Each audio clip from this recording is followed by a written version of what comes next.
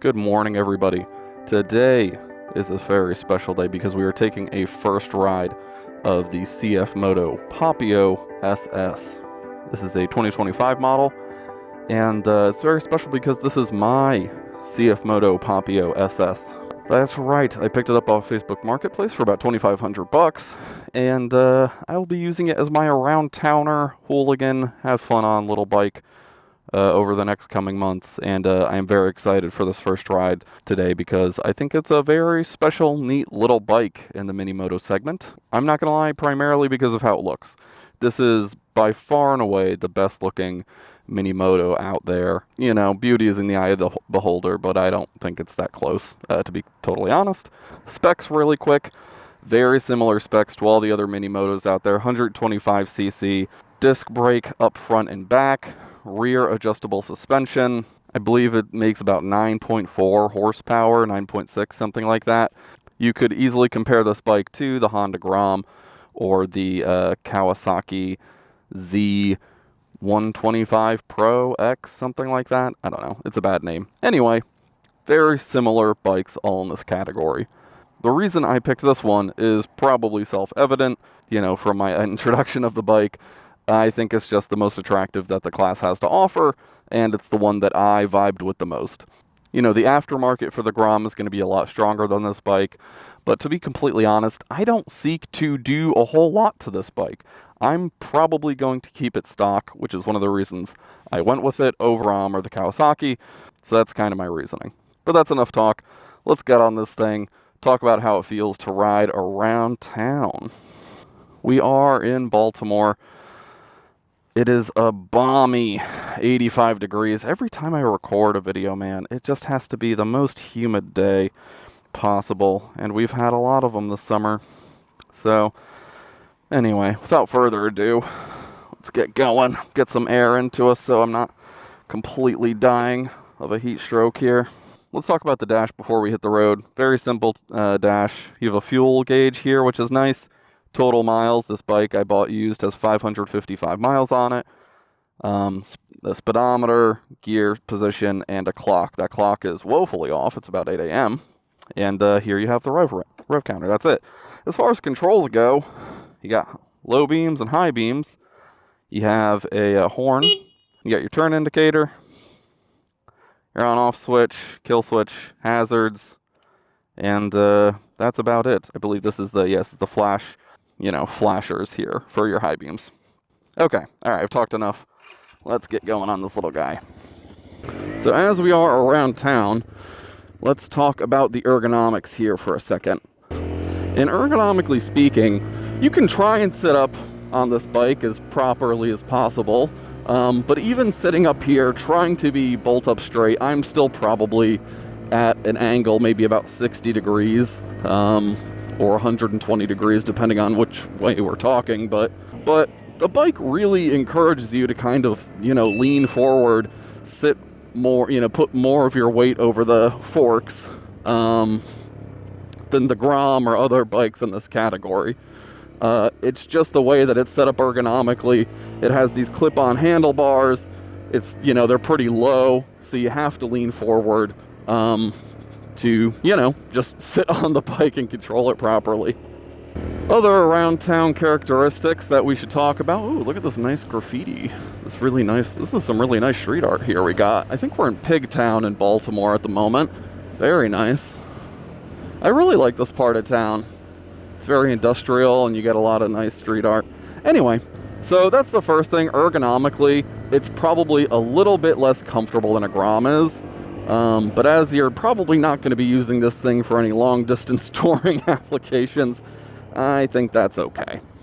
The only thing I will say, as far as the powertrain and the gearing goes, first gear is really only useful up to about 10 miles an hour on this bike, as you might imagine. So sometimes I just go without first gear. I don't really acknowledge that it exists because it basically doesn't.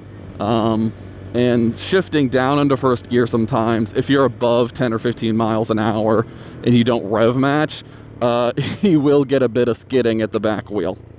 But again, as far as around town riding characteristics go, I mean, you really have to you're gonna be going through the gears a lot, right? This is a low-powered bike. It's about 10 horsepower, and so just to get around, you're gonna be going up and down the gears constantly. And to be honest, if you're riding a bike to just have fun, to just feel the, the actions of what, riding a motorcycle, shifting gears is fun. Going up and down the gears is an entertaining thing to do. So I really don't mind at all that you have to constantly be doing that in this bike and around town application, because I feel like, that's fine. I don't dislike it. Oh yeah, ergonomically, I kind of forgot to mention this. What is it like as far as my knees go and the bend in my knee on a bike like this? And the bend in my knee is pretty severe, but honestly, it's not nearly as comfortable as you might imagine. They are tucked up underneath you, but it's not anything that you can't deal with. I rode the bike for about an hour and a half yesterday, and I didn't find it woefully uncomfortable at any point. And as you also might imagine, as a full-size adult man, when you stop at a stoplight like we're going to here, you have a pretty nice relaxed bend in your knee. You can put both feet down, and you're not struggling to put a foot down here. Here, we'll check it out.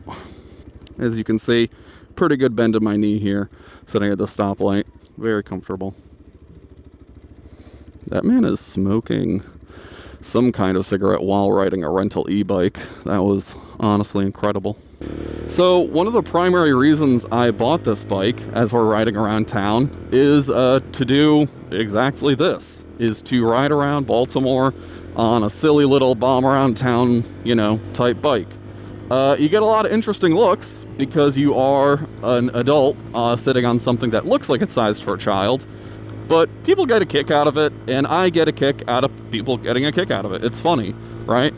And honestly, I have to say, so the streets here in Baltimore, as you might have been able to tell, are not the most well cared for streets.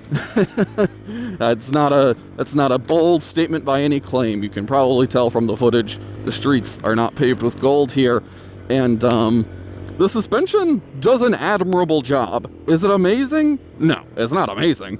But is it putting up with the potholes and the bumps in the road and all this, that, and the third pretty, as well as you could kind of hope for a machine that size? Yeah, I'm honestly surprised. I am about 230 pounds, and I'm really not having a bad time here as far as just comfort goes on this thing. So as we pick up speed here on this long straight, we could talk about its high speed, quote-unquote highway manner characteristics. It does an admirable job. Because it has 6 gears, instead of 5 gears, unlike the Grom and some of its competitors, you can get up to, 40, 50 miles an hour pretty quickly. It can keep up with traffic at this speed. Like right now I'm in 5th gear at 50 miles an hour, and I'm doing fine, honestly. I'm not really struggling. One thing to note about the around town characteristics is the acceleration, and because it has 6 gears, and because of where it makes the most torque in its power band, unlike the Grom, this bike makes its torque at about 6,500 RPM. Now the Grom makes peak torque about 5,500 RPM, and the Grom only has 5 gears, I believe, which makes a big difference when you are on a hill, maybe in 2nd or 3rd gear, and at a relatively slow speed. I have had to downshift before in order to accelerate actually getting uphill, which, is just kind of the reality of this bike. But it's funny because to me, it kind of adds to this characteristic of it wanting to be a sport bike. Like, in its heart and soul, this bike kind of wants to be a little cafe. Oh, a dog! Hello! Let's say hi.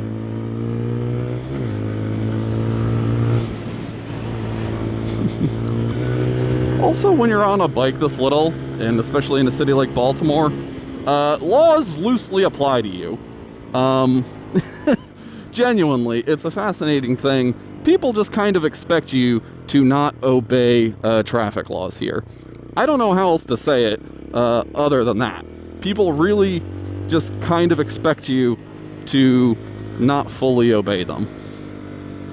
Okay, but wait, sorry. let's get back to this bike wanting to be a little cafe racer, wanting to be a street bike, because now we're on this fun little twisty, curvy road here in the middle of Baltimore, which is great fun. And it really, this bike in its heart and soul wants to be a little sport bike. It just does. You have to kind of treat it like almost like a little mini four-cylinder bike. You just don't make peak torque until you get to about 7,000 RPM, which is, pretty high for a bike like this. All right, so we're in Leakin Park, and this is the curvy, twisty road section of the review. Like I said, I bought this bike to really just ride around in the city, run errands, have fun, look silly while doing it. But like I said, because this bike really wants to be like a little sport bike, you can kind of chuck it around and have more fun than you probably think you might be able to on a bike like this. You kind of have to ride this bike really hard to get the most out of it. It really encourages you to kind of rev the nuts off of it. Wow, I just downshifted in the middle of that corner. That was incredibly stupid, but it did not punish me for it, thank God. Anyway, I haven't really talked about the brakes on this bike at all yet. I believe it's just like in-house brakes. You have a single rotor at the front and the back. They're fine. They do the job. You're not going to be blown away by the brakes on this bike, but, I don't really think high braking performance is, what you think you're going to be getting out of the Papio out the gate. Come on, how fun is this, huh? Just absolutely hitting the throttle as hard as you can going around a turn and not feeling scared at all. It's just, it's silly. It's just silly. Someone also had a little bit too much fun right there. Seems hitting that guardrail. But I think this is kind of what this bike might have over the Grom or the other ones, is that because of the sportier riding position and because of how high it wants to be revved, you get this little mini sport bike experience. And I just I don't know, I thought it was kind of all looks and no chops, but because of where in the rev range it makes its power, you have to do this. You have to rev the nuts off of it, and, it thanks you for it. Like, look at this. Look how... Come on. It does max out at about 10,000 RPM. I usually shift before then, probably about 9.5. That's where I found the sweet spot. But boy, howdy. It's so fun. It's so much more fun. Like, especially on roads like that, where you can't really let everything out of your bike on a road like that, right? We're in a city. The speed limit's, 30 miles an hour or 40 miles. That's 30 or 40 miles an hour. You can't really let everything out of the bike on a road like that on a full-size motorcycle. But on this thing, you friggin' hit it as hard as you can, and it absolutely wants you to do that. You can feel the bike saying, I'm a real sport bike. I am. Look at me. Look at the ergonomics. Look at where I make my power. I am a real sport bike. I am. And you believe it. You're like, yeah, you know what? This is a real sport bike. I'm gonna break land speed records on this thing. But yeah, wrapping up my thoughts here on this first ride of the Papio SS. I mean, if you're buying this bike to be your everything bike around town and stuff like that, I would look for something more comfortable that has more upright ergonomics, a full-size motorcycle, to be completely honest, or a scooter, if you're looking at something in this price range. But if you are buying this to have as a little hooligan machine, something really fun to just bomb around town in,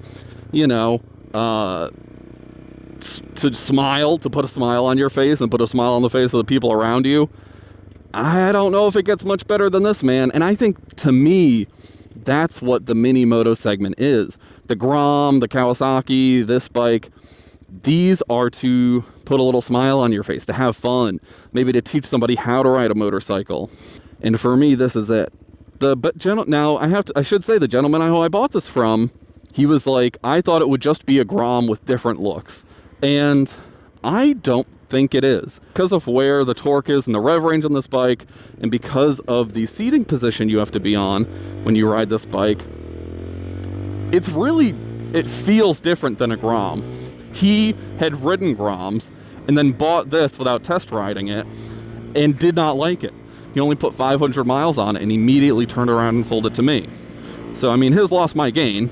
So that is something that you should be aware of. You should try and test ride this bike and the Grom if you're choosing between the two, because it really is different.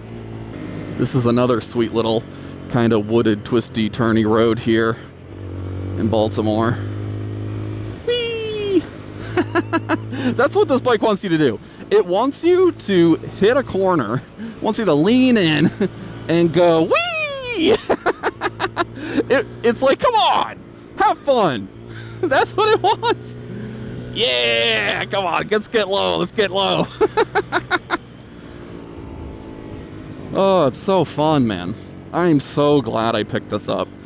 I am in love with it already. Alright, but here, rounding out my thoughts on this bike.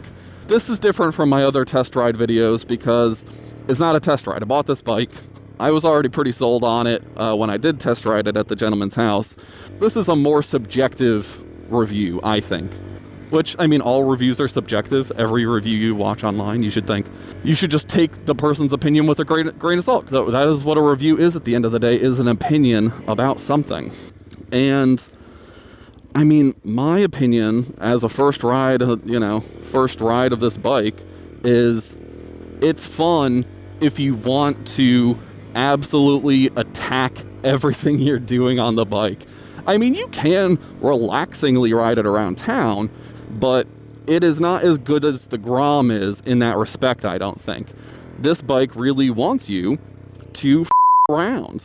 To put it not so many words, not so delicately, it wants you to be a little bit of a goon, which is, kind of the reason I bought it. But yeah, sorry, let me actually wrap up my thoughts now on this bike. I am absolutely in love with it. I think it looks amazing. It rides kind of exactly how I was hoping it would, and I got it for an absolute bargain, So, for me, this is a little dream come true. But your mileage may vary. If you are like the gentleman who I bought this bike from, it's not a Grom in wolf's clothing. It is baby wolf in wolf's clothing. It wants to be, like I said, it wants to be a sport bike. It wants to be a little cafe racer. It wants you to hunch over and dig into the power and rev its nuts off. So keep that in mind if you are considering this bike. If you want to hear my thoughts after owning a little bit longer, I will be doing a long-term owner's review here in the next few months. I'm probably going to ride this thing a couple times a week around town, just fuck around after work, and I will share those thoughts and feelings with you. So if you are interested in that, please subscribe and come back later. I'm also going on a lot of test rides, doing a lot of first impressions of bikes, so if you are just interested in my thoughts and feelings on other motorcycles, stay tuned, hit subscribe. What do you think about this bike? I am very curious about what other people think about this bike. It's not a hot seller. There are not many on Facebook Marketplace, especially compared to the Groms. But I could see it definitely picking up in sales as people kind of learn about this bike. I think a lot of people right now just don't even know that this bike is available. So yeah, leave your thoughts and feelings in the comments below. I'd love to hear them. But with that, folks, I will bid you adieu. Again, get out, go ride something, be safe, keep 2 wheels down. Peace, 2 wheels down, all that good stuff. And yeah, have fun, man. Have fun on motorcycles. That's what it's about. That's why I bought this bike. That's why I'm making these videos. It's fun. Motorcycles are fun. If you're not having fun, what are you doing? Catch you next time. Bye.